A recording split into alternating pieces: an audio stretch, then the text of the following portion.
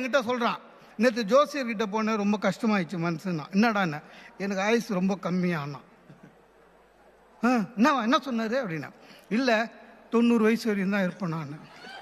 அப்புறம் என்ன, அதுக்கு மேலே இருந்து என்னடா பண்ண போகிற?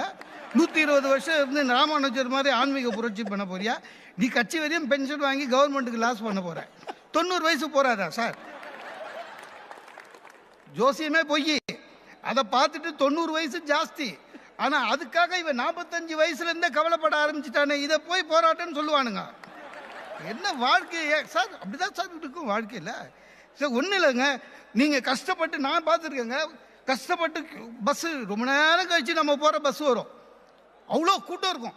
கஷ்டப்பட்டு ஏறி நிற்க இடம் இல்லாமல் அடுத்தவன் நம்ம காலை வச்சுன்னு நிற்பான். நீங்கள் ஏறி நின்று பஸ்ஸு ஸ்டார்ட் ஆகி பின்னால் திரும்பி பாருங்களேன், அதே நம்பர் பஸ்ஸு காலியாக வரும். பார்த்துக்கிறீங்களா? அதான் வாழ்க்கை. நம்மளை